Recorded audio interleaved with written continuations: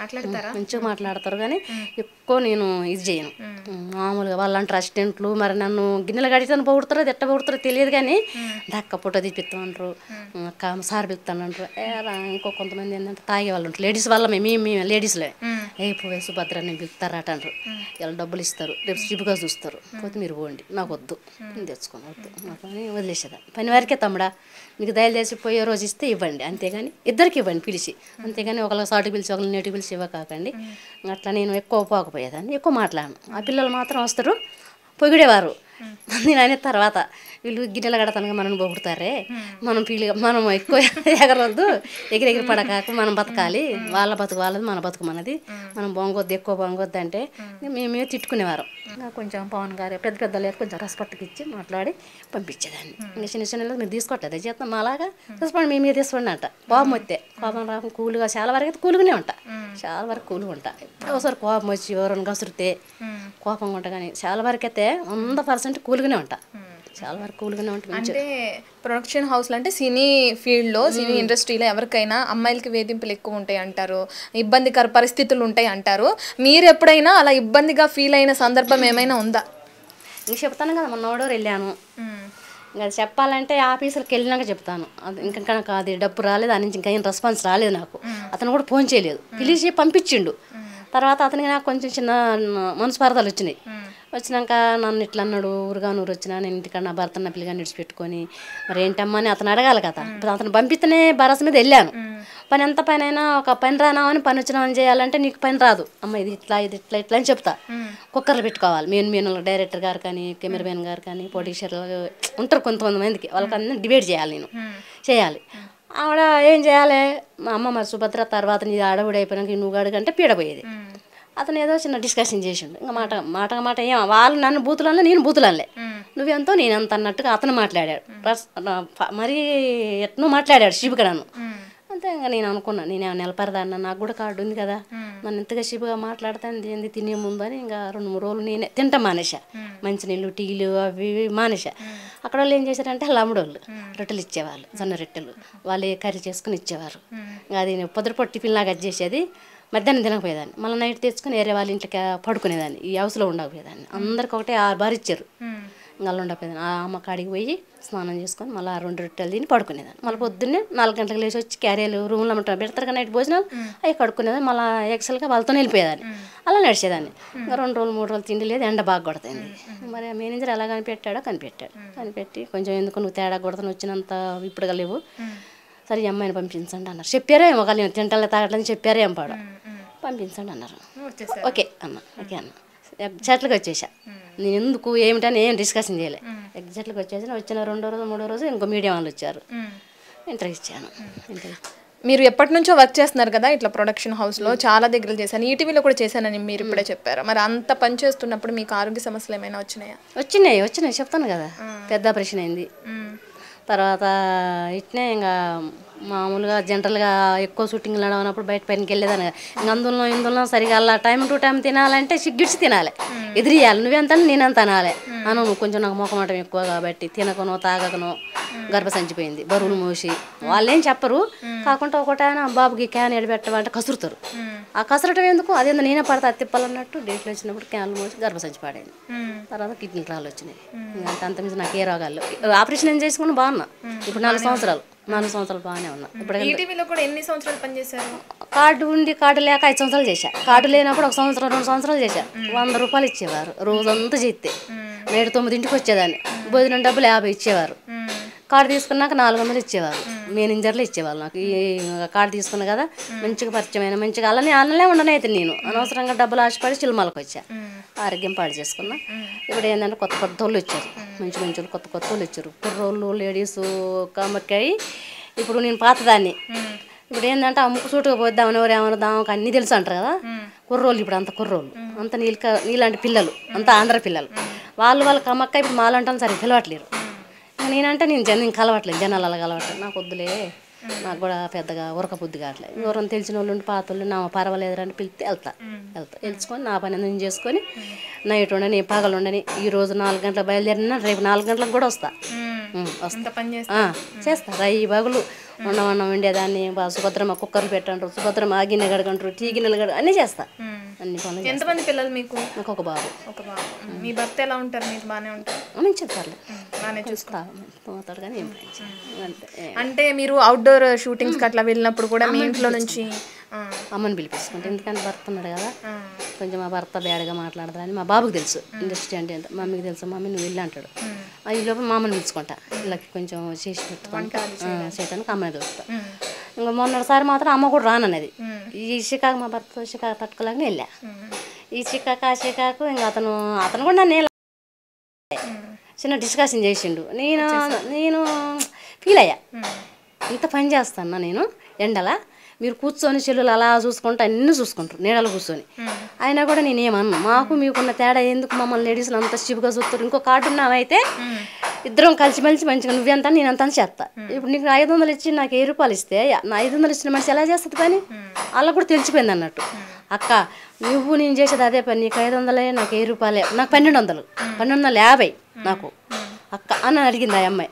అయితే మాకు కార్డు ఉందే, మేము 3 లక్షలు 4 లక్షలు పెట్టి కార్డు తీసుకున్నాం మేము, ఆ కార్డు అప్పు తీరాలంటే మేము జీవితాంతం చేసుకోవాలమ్మా, ఇట్లా పోయిందే బెస్ట్, ఇదే బెస్ట్ అమ్మ, నెలలు దొరికిన ఒక నెలలు 15 రోజులు దొరికినా ఒక 7,000 8,000 వస్తాయి, సాలే అమ్మ ఇదే బెస్ట్, ఇది వద్దు మా పని వేస్ట్ అన్న. ఆ అమ్మాయి చేసిన పనికి నన్ను కసిరారు, అదా ఇదా అది ఇదా అన్నాను. ఇంకా ఆ షీప్ ఇంతమందికి నాకు రెస్పాండ్ కాలేదు. అండ్ అనుకో మళ్ళీ వస్తాను మీడియాలోకి, మళ్ళీ ఫోన్ చేస్తా నేనే చేస్తా. పవన్ గారికి ఎవరికో చేసి అది ఇంకా రచ్చ చేస్తా అతనికి బాగా సినిమాలు వస్తాయి. ఇంకా దానిపనికి నేను ఫోన్ చేయాలి, నాకు డబ్బులు రాలేదు, ఎలా ఉన్నామని అడగలేదు. నేను కూడా కొంచెం పీన్లాడ ఉండి వెళ్ళిపోయా. ఇంట్లో సొమ్ములు వస్తాం, అతను కూడా డబ్బులు అడగలేదు. పోయేటప్పుడు కూడా సుభద్రమ్మ నువ్వు ఇంకా ఖర్చులో డబ్బులను కూడా ఇవ్వలే నాకు. పోయినాక కూడా ఎలా ఉన్నామని కూడా అడగలేదు.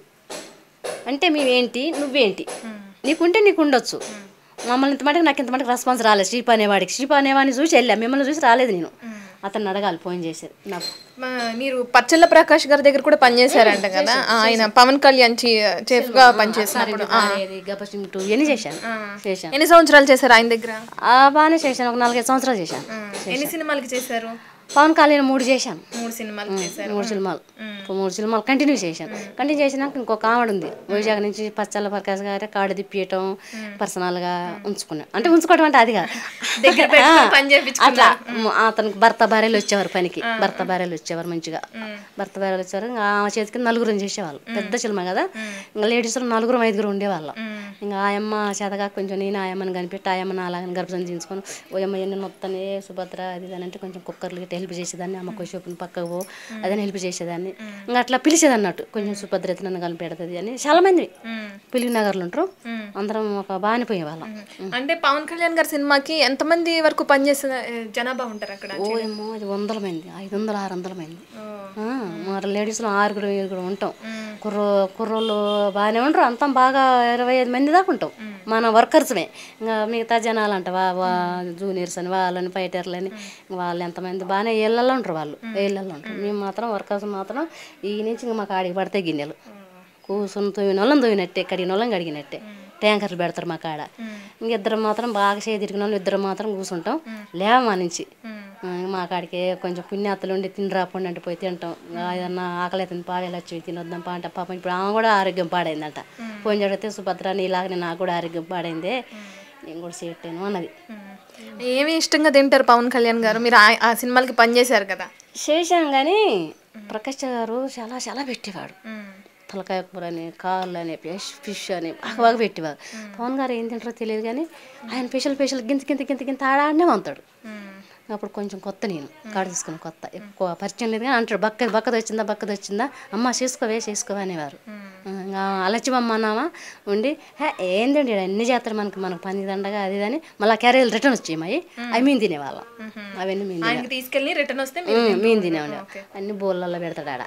మరి ఆ బోళ్ళల్లో పెట్టిన ఎవరికి ఇస్తారో ఏం చేస్తారో తెలియదుగా, అవి మాత్రం ఆడ కుప్ప పెడతారు. అవి కడిగి వచ్చేదాన్ని, కడిగి మంచిగా నీట్గా చేసి మళ్ళీ ఎలాగొని అలా తూడిసి అన్ని అలా పెట్టి వచ్చేదాన్ని. ఏమన్నా సాయం అంటే మీకు ఇబ్బందికర సమయాల్లో ఎప్పుడన్నా పవన్ కళ్యాణ్ దగ్గర నుంచి ఏమైనా సాయం అట్లా? కానీ 2-3 సార్లు ఇట్నే కొత్తలా మరి ఎందుకైనాయో కానీ ఇట్నే అడ్డం పడ్డా ఎండల, ఇక్కడనే మన బూత్ బంగ్లా అడ్డం పడ్డా. ఇంకా అబ్బాయి ఇన్ఛార్జ్ ఉంటే రాదున్న వల్ల కావట్లేదు, ఇట్లా వాంతులేదని అంటే కారు ఇచ్చి పంపించారు కానీ ఏమి ఇచ్చి పంపించలే. తర్వాత అసిస్టెంట్ ఏందక్క ఆగస్తంగా వెళ్ళిపోయాను ఏందక్క అన్నాడు. నేను లేచిన మధ్యాహ్నం ఇట్లా అయిందిరా అన్న. సార్కి చెప్పాలా అన్నాడు. వద్దులే బాగోదు, మేము కష్టపడుతున్నాం కదా, వద్దు సార్కి చెప్పి అడుక్కునేంత దిగజారలేదు నేను, వద్దులేసమ్మా అన్న. వద్దులేనా అన్న అంతే. చిరంజీవి గారితో కూడా పనిచేశారు కదా, ఆయన సినిమాలకు కూడా పనిచేశారు కదా. చేశాను. ఆయన ఎలా మాట్లాడతారు మీతో? మాతోనే ఏం లేదు, అందరిలాగానే చూసేదాన్ని. అందరు బెదిరిపోతారు, కొడతాడా మనని. చిరంజీవి మాత్రం పేసుకు పేసి ఎదురుపెట్టేదాన్ని. మాట్లాడారు ఎప్పుడన్నా? పెద్దగా ఏం మాట్లాడలే కానీ చూస్తూ వెళ్తాడు. ఇంకా మేము కూడా ఫోటో దిగుదామే సుభద్ర అనేదాన్ని. వద్దులేవే అడిగడిగి ఫోటో తీసుకోవడం ఎందుకులే. మంచిగా ఉండేదాన్ని అప్పుడు, మంచిగా ఉండేదాన్ని. అందరు బాగా మంచిగా అభిమానించేవారు నన్ను, మంచిగా సుభద్ర అని. తర్వాత నేను పెరిగిపోయింది ఎక్కువ. అప్పుడు నేను కాడ తీసుకున్నప్పుడు ఇంత లేదు, ఇప్పుడు పెరిగిపోయింది. పెరిగిపోయినాక ఇంక ఎలా జరుగుతుందో ఏమో తెలియదు కానీ ఎవరో ఒకరు చెప్తే మాత్రం వెళ్తా, అంత మించి ఇంకెళ్ళ. నేను ఎవరిని కూడా ఎక్కువ ఫోన్లు చేసి అడగా, నాకు నచ్చిన వాళ్ళకే ఫోన్లు చేస్తా, ఎంత కష్టమైన పడేస్తా. అంత మించి. అంటే కరోనా టైంలో మీకు ఎవరైనా ఏ హీరో అన్న హెల్ప్ చేశారు, చెప్పారు. ఎందుకు కరోనాలు 2 సార్లు వచ్చినాయి కదా, 2 సార్లు బాగా. ఫస్ట్ కరోనా బాగా వచ్చినాయి కానీ ఊర్లో ఉన్నా, రాలేకపోయినా.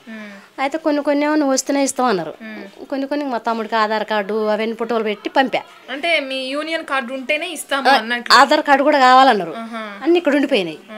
అయితే మా బాబు మంచిగా ఫోటోలు ఐడియా పెట్టుకున్నాడు. ఐడియా పెట్టుకుని మా తాళాలకి ఇట్లా అందరూ నా దగ్గర ఉండిపోయింది. తమ్ముడు ఏడు ఉండిపోయినా, నేను కొత్తగూడలో ఉండిపోయినా. ఇట్లా అందరు ఫోన్ చేసి చెప్తారు, చిరంజీవి గారు పవన్ కళ్యాణ్ గారు ఆఫీస్కి పంపట్టారు, వాళ్ళని అసిస్టెంట్లని పెట్టి పలానా అడ్రస్లు పెడతాను, మా కార్డు పంపిణీ అనుకో నేను, మా జనాలను పెట్టి ఇస్తారు. మా తమ్ముడికి అడ్రస్ చెప్తే ఇచ్చారు చాలా మస్తు ఇచ్చారు. కింటాల అంది సాయాలు అందినాయి. కమలాసన ఆయన కూడా మాకు బిగ్ బాస్ అలా మా సూపర్ మార్కెట్లలో డబ్బులు ఇచ్చిండు, టోకన్లు ఇచ్చారు. అలా పోయి ఇష్టమైన ఇచ్చిండు, అతను కూడా సాయం చేసిండు. చాలా మంది ఈ పవన్ కళ్యాణ్ చిరంజీవి గారు మాత్రం వాళ్ళే ఇచ్చారు. ఎక్కడెక్కడ అడ్డా పెట్టారో నేనైతే లేను, తమ్ముడు అందుకొచ్చాడు. బాగా 2 కిలోలు ఇవ్వనే 2 కిలోలు పుట్నాలు, పల్లీలు, నూనె, చక్కెర, టీ పొడి, పసుపు అన్నీ మన ఇంట్లో సోదాలన్నీ ఇచ్చారు.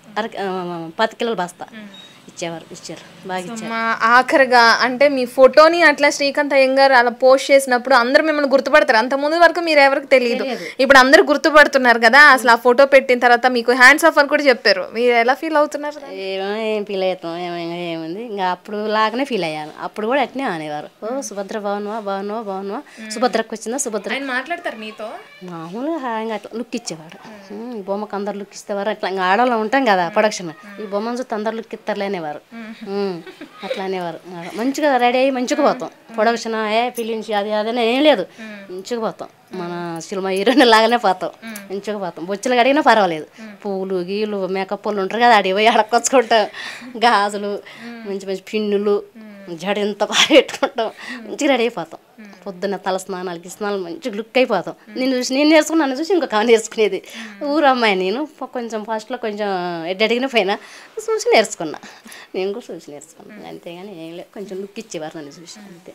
ఈ బొమ్మను చూసి లుక్ ఇచ్చేవారు. సంతోషంగా ఉన్నారైతే అలా ఫోటో పెట్టినప్పుడు ఏమన్నా అనిపించిందా మీకు? నేనేమన్నా అనుకుంటే ఎట్లా సంతోషపడ్డాను అంటే, అమ్మాయి ఇండస్ట్రీలో పోయినాక నాకు ఏదో నా ఆఫీస్లో డ్యూటీ ఇస్తారేమో అనుకున్నా నేను, అట్లా అనుకున్నా. ఫోటో తీసుకుని వెళ్ళిపోయారు శ్రీకాంత్ గారు. తర్వాత తెల్లారు మేనేజర్ చెప్పారు, అమ్మా ఇట్లా ఓటు వాళ్ళు ఊక ఫోన్ చేసి చంపుతారమ్మా, నీ నెంబర్ చెప్పమ్మా అన్నాడు. అమ్మయ్యా అంటే టక్కా చెప్పా. ఇంక ఇంటికి పోయినాక ఇంకా నీకు ఇంటర్వ్యూల మీద ఇంటర్వ్యూలు వస్తాయి అన్నాడు. ఏం ఇంటర్వ్యూలు వస్తాయి అబ్బా అనుకున్నాం. ఫస్ట్ వచ్చిన వాళ్ళు తీసినాక మా బాబు చూపించిండు, అమ్మ బిత్తిరి ఏంది ఈ దేశం ఏంది అని అన్నాడు మా బాబు. సర్లే మొన్న తెలియక చెప్పిందిలే నాన్న, ఏం కాదులే అన్న. ఇంకా ఒక 2-3 వాళ్ళకి క్యాట్ షాప్ పెట్టి మళ్ళీ రిటర్న్ పంపిన. నన్ను ఇబ్బంది పెట్టకాకండి, నేను ఇక్కడ లేనని ఏమంటే తీసేసి పంపిన. వద్దు వీళ్ళు ఒక్కొక్కరికి ఇస్తాను, మరి మళ్ళీ ఏమంటారు. సరే అమ్మా, సరే, థ్యాంక్ యూ. మీరు ఇలాగే ఇంకా చాలా సినిమాలకి పనిచేయాలని కోరుకుంటున్నాం. Thank you so much.